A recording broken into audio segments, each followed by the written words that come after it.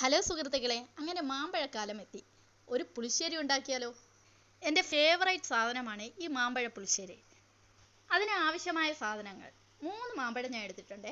അതിനൊരു 4 പച്ചമുളക്, കറിവേപ്പില, പിന്നെ കടുക്, ഇതിനാവശ്യമുള്ള മഞ്ഞൾപ്പൊടി, ഉപ്പ്, പിന്നെ ഇതിൻ്റെ മെയിനായിട്ടുള്ള ഐറ്റം കട്ടത്തൈര്. കട്ടത്തൈരാണ് ഞാൻ എടുത്തിട്ടുള്ളത്. അതാകുമ്പോൾ കറി കുറച്ച് കൊഴുത്ത് കിട്ടും.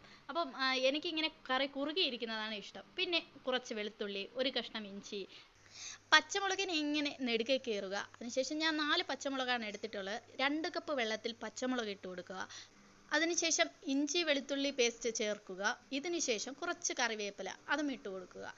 അതിനുശേഷം 3 മാമ്പഴമാണ് ഞാൻ എടുത്തിരിക്കുന്നത്. ഈ മാമ്പഴം ഇട്ട് കൊടുക്കുക. പിന്നെ ആവശ്യത്തിന് ഉപ്പും ചേർത്തിട്ട് ഇത് അടച്ചു വെച്ച് ഒരു 10 മിനിറ്റ് വേവിക്കുക. ഏത് മാമ്പഴം വേണമെങ്കിലും എടുക്കാം. മിക്ക ആൾക്കാരും വരിക്ക മാങ്ങ അല്ലെങ്കിൽ കോട്ടുകോണം മാങ്ങ ഇങ്ങനെയുള്ള മാങ്ങകളാണ് ഈ കറിക്കായി എടുക്കുന്നത്. അത് നല്ല മണവും മധുരവുമാണ്. ഇത് അടച്ചു വെച്ച് വേവിക്കുമ്പോൾ നല്ല മണം വരും കേട്ടോ. ഇതിനെ ഞാൻ ഒന്ന് മറിച്ചിട്ട് കൊടുക്കുകയാണ്. ഒരു സൈഡ് വെന്ത് വന്നിട്ടുണ്ട്. ഇനി മറു സൈഡ് കൂടെ മറിച്ചിട്ടിട്ട് ഒന്നുകൂടെ വേവിച്ചെടുക്കാം. നല്ല പച്ചമുളകിൻ്റെയും മാങ്ങയുടെയും കറിവേപ്പിലയുടെയും ഇഞ്ചിയുടെയൊക്കെ മണം നിറഞ്ഞു നിൽക്കുകയാണ്. പുളിശ്ശേരി എന്ന് പറയുമ്പോൾ നമുക്ക് എല്ലാവർക്കും ഇഷ്ടപ്പെട്ട ഒരു കറി തന്നെയാണ് അല്ലേ? പൈനാപ്പിൾ പുളിശ്ശേരിയേക്കാൾ മാമ്പഴ പുളിശ്ശേരിയാണ് എൻ്റെ ഫേവറേറ്റ്. പിന്നെ കുറച്ച് മഞ്ഞൾപ്പൊടി ഇട്ട് കൊടുക്കണം കേട്ടോ. അതുകൂടെ ഇട്ട് കഴിഞ്ഞാൽ ലാസ്റ്റ് ഫൈനലായി. പിന്നെ ഇനി തൈരിനെ ഇതുപോലെ നന്നായിട്ടൊന്ന് ഉടച്ചെടുക്കുക. അതിനുശേഷം ഈ കറിയിലോട്ടൊന്ന് ചേർത്ത് കൊടുക്കുക. ഇത് നമ്മുടെ ആവശ്യത്തിന്, നമുക്ക് എത്ര കറി വേണം അത്രയും ആവശ്യത്തിനുള്ള തൈര് നമുക്ക് ചേർക്കാം.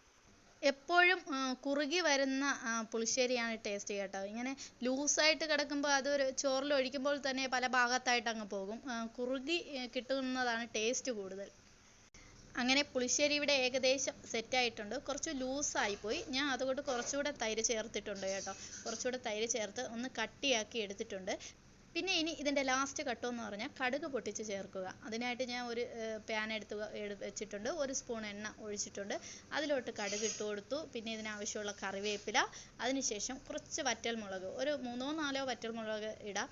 വറ്റൽമുളകൊക്കെ ഇട്ടിട്ട് കടുക് പൊട്ടിക്കുമ്പോൾ പ്രത്യേകം ശ്രദ്ധിക്കേണ്ട കാര്യം, വറ്റൽമുളക് ഇടുമ്പോൾ നമ്മൾ സ്റ്റൗ ഓഫ് ചെയ്ത് വെക്കുക, അല്ലെങ്കിൽ ഈ മുളക് കരിയാൻ സാധ്യതയുണ്ട്. അങ്ങനെ ഞാൻ ഈ കടുക് പൊട്ടിച്ചത് ഈ കറിയിലോട്ട് ചേർക്കുകയാണ്. ഇത് കറിയിൽ ചേർത്തിട്ട് ചെറുതായിട്ടൊന്ന് ഇളക്കി ഇട്ട് കൊടുക്കുക കേട്ടോ. നല്ല മണവും രുചിയും ഉള്ള നല്ല ടേസ്റ്റ് മാമ്പഴ പുളിശ്ശേരി ഇവിടെ തയ്യാറായി കഴിഞ്ഞു. അപ്പോൾ എല്ലാവരും ചോറ് കഴിക്കാൻ റെഡി ആയല്ലോ. അപ്പോൾ ഞാനും കഴിക്കാൻ പോവുകയാണ്. വേറെ ഒരു കൂട്ടാനും വേണ്ട, ഈ മാമ്പഴ പുളിശ്ശേരി മാത്രം മതി.